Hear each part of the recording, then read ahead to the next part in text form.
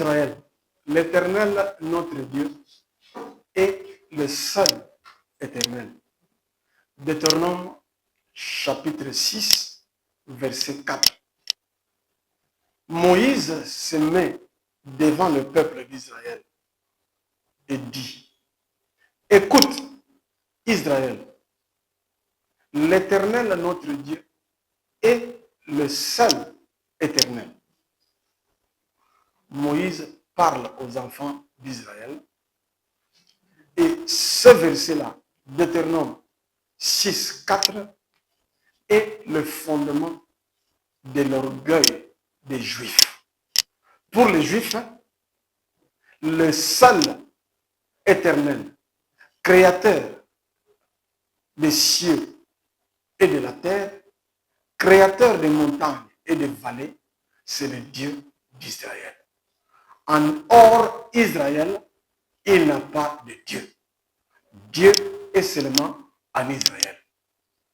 Que l'arabe crie Allah Akbar, les Juifs disent ce sont des paroles qui n'ont pas Dieu. Le Dieu est avec nous et ils sont sans Dieu. Ça, c'est l'orgueil des Juifs. Mais cet orgueil-là, cette verset-là, on appelle ça Shema. Quand les Juifs disent Shema, même il y a la guerre, il n'a pas peur parce qu'il sait que Dieu est avec moi. Mais nous, comment sommes-nous entrés dans cette alliance-là, où moi aussi je peux dire Shema? Bien aimé, la Bible dit Dieu a tant aimé le monde qu'il a donné son Fils unique, afin que quiconque croit en lui ne périsse pas, mais qu'il ait la vie éternelle. Donc, aujourd'hui, sur la croix de Golgotha, Jésus est mort et il a, par son sang, il y a la nouvelle alliance. Par la nouvelle alliance, ce n'est plus Israël, mais là on dit quiconque croit en lui. Quiconque croit en lui. Tout celui qui croit en Jésus-Christ peut dire, quand il est en difficulté, écoute, Mazama, l'Éternel, ton Dieu, est le seul éternel.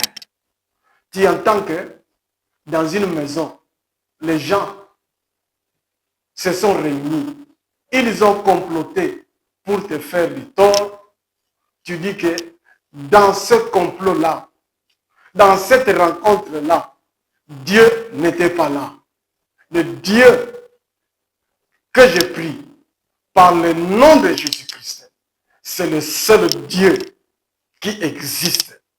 Celui qui est en moi est plus fort que celui qui est dans le monde. Alors tu peux leur dire que, écoute Mazamba, l'Éternel, ton Dieu, est le seul éternel. Même toi qui es en train de suivre, devant le problème, il faut dire schéma. Bien aimé, quand on dit écoute, ça veut dire obéir. J'avais prêché sur l'obéissance à la parole de Dieu. L'obéissance est un acte de foi qui incite une personne à rechercher, à faire la volonté de Dieu, à agir selon son ordre, à agir selon ses lois et ses commandements. Jésus-Christ, dans Jean 6, 38, disait, je suis descendu du ciel, non pour faire ma volonté, mais pour faire la volonté de celui qui m'a envoyé. Jésus a obéi à Dieu en toutes choses. Il n'a fait que la volonté de Dieu pendant son ministère terrestre. Même devant la mort, il a vu le film qu'il allait mourir. Il a dit, Seigneur, enlève-moi cette coupe, mais que cela se fasse selon ta volonté. Jésus n'a fait que la volonté de Dieu. Obéir à l'Éternel, c'est faire sa volonté. L'obéissance à la parole de Dieu, c'est la source de la prospérité. Oui, la prospérité qui vient de Dieu vient de l'obéissance. La richesse qui vient de Dieu vient de l'obéissance.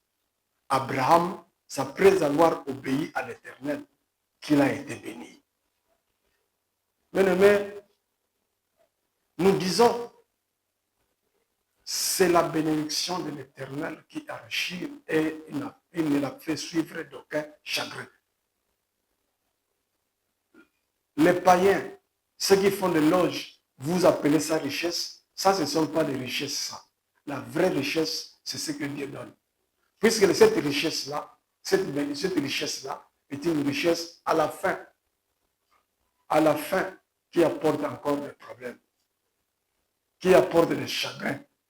Or, la bénédiction de l'Éternel ne fait pas apporter des chagrins. Vous allez voir quelqu'un avec de belles voitures, avec de belles maisons, qui célèbre, mais quelques jours après, vous les regardez, vous voyez que, oh, il n'y a rien.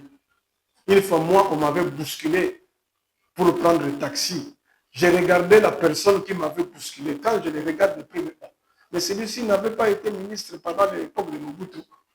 Donc, un ministre m'a bousculé pour prendre le taxi. Il était autrefois ministre, mais bouscule pour un taxi. Donc, cette bénédiction-là, qui ne vient pas de l'Éternel, vient avec des chagrins, vient avec des soucis. Bien aimé, nous devons obéir à la parole de Dieu. Même dans Josué 1:8, lorsque vous regardez très bien, ce livre de la loi, que ce livre de la loi ne s'éloigne pas de vous. Médite-les jour et nuit. Et à la fin, on dit, c'est alors que tu auras le succès.